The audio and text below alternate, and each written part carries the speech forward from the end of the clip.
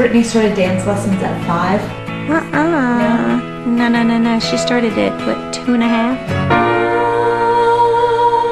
Britney won a place on TV's Star Search 92. The first prize was $5,000 and the chance to compete for $10,000 more. Star Search welcomes 10-year-old Britney Spears. She was almost shy off camera. Tanya Burno was Britney's opera-singing opponent in Star Search Round 1. I just remember her agreeing to everything that her mom said and just kind of letting her direct her. But when the Star Search cameras turned on, Britney was transformed, pouring on a sexy southern charm the judges had never seen in a package so small. She had gorgeous eyes and a great smile, and she was emphasizing how cute she is. Hollywood publicist Norman Winter was a Star Search judge at Britney's debut. Britney, she comes out in a very provocative gown with high heels, and all of a sudden that little girl knocks you right off your ass. At the tender age of 10, Britney was already using her budding sexuality to attract an audience. Britney was asked to mature and develop in ways that she couldn't possibly have been developmentally ready for. There is nothing more interesting to adult men than the development of an adolescent female. We are hardwired to recognize that. You have the most adorable, pretty eyes. Do you have a boyfriend? No, sir. How about me? Well, it depends. Although Britney won the first round of Star Search, she was beaten in the second. You could see those little tears coming down. And she said, I wanted to win, Mama. Britney returned to the cozy confines of Kentwood, but her family's financial condition got worse. Jamie Spears was going bankrupt, and soon his Ford Probe would be sold to the highest bidder by the county court.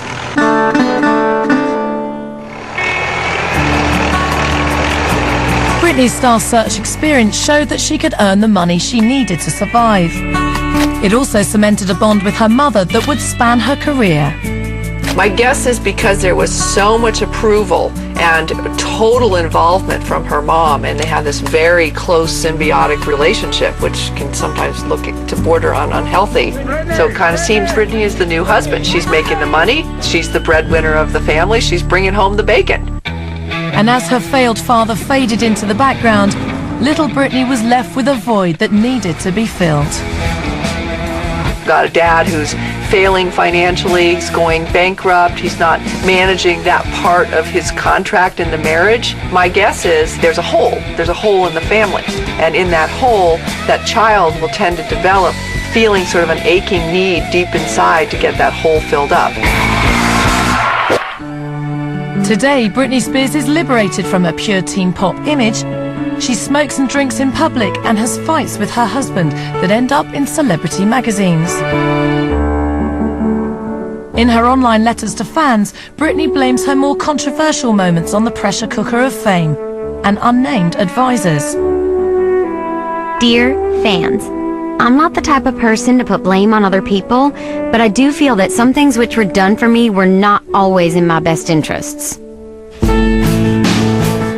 Yet Britney has always defended the one advisor who's been by her side from the beginning, her mother Lynn. My mom was and still is a super mom. It's not at all unusual for a daughter to be extremely loyal to her mom. Most of the time, people are wounded not from ill-intended people, but from well-intended people. Nobody would say that this woman does not love her daughter. In 1993, Lynn Spears and her daughter left Kentwood, Louisiana, and Britney's troubled father for the big city, Orlando, Florida. All my boys were like, yo, Luna, Britney Spears, oye, tú sabes, oye, papa, esta muchacha está bella, ¿no? Ricky Luna appeared with Britney on the new Mickey Mouse Club. He saw how Britney found time for puppy love with a red-headed boy called Justin, whom she would one day say claimed her virginity.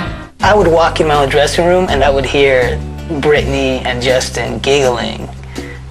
And I would turn the lights on and You know, they were just supposedly playing hide and go seek. We were playing Truth or Dare. And we were listening, oh my gosh, and we were listening to Janet Jackson. Okay, and you were how old? Ooh, I think 12. 12, yeah, okay. Yeah. And his friend dared him to kiss me, so that was my first kiss. But after only 2 series, Britney's budding career came to an abrupt stop when Disney sent her back to Louisiana. When the show got canceled, it was 1994. Everyone started crying. Britney, especially, she was heartbroken. For the younger kids like Britney, I think it was more difficult because they were just getting warmed up, and Britney and company thought that this was going to be the launch to start a career. A defeated Britney returned to rural Kentwood, a ritual she'd repeat throughout her career, seeking comfort back home whenever the outside world let her down. She said that was it. She said, I want to be a teenager for a while. I just want to, you know, let me just be a kid.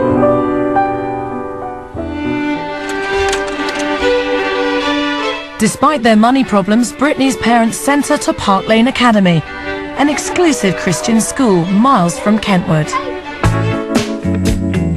Here, Lynn Spears arranged a date with one of the school heroes. I saw her mother in Blockbuster, and her mother was like, "So who are you dating nowadays?" And I wasn't dating anyone. Reg Jones was an experienced high school senior when Lynn Spears set him up with her daughter, who was only 14. I saw her as just a little girl, you know, and her mother was like, "Why don't you ask Britney out?" And I asked Britney, "Would you mind if I take you to the homecoming dance?" When he asked her out, she was so excited. And of course, a guy 3 years older than you paying attention to you that's good looking and stuff, you know, who wouldn't just be in awe? I think that this is more evidence of how Britney's mom was parenting her through the art of possession, not allowing Britney to have her own self and her own mind, which is a very important developmental step toward becoming an adult.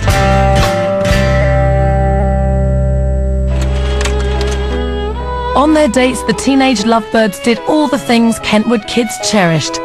Gazed at the municipal water tower, ate delicious fried food at Nyla's Burger Basket, and when school dances got boring, found other ways to entertain themselves. Basically, our dances are lame. Real parties are classified as football players and underage drinking. Not only was Reg captain of the football team, but his family owned a plantation that was a far cry from the Spears' 3-bedroom family home. She loved it just as much as I did. It's 14,000 square foot. It's 3 stories with a theater in it, with a pool. This is the first time Reg has allowed TV cameras into his teenage love nest. Britney kind of helped me pick out, well, do I want to live in a garage apartment, or do I want to live in a basement where no one can hear anything that's going on down here?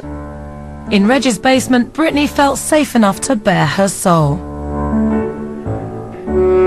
We had our, you know, our shower, our bathroom, my room, entertainment system, our bar.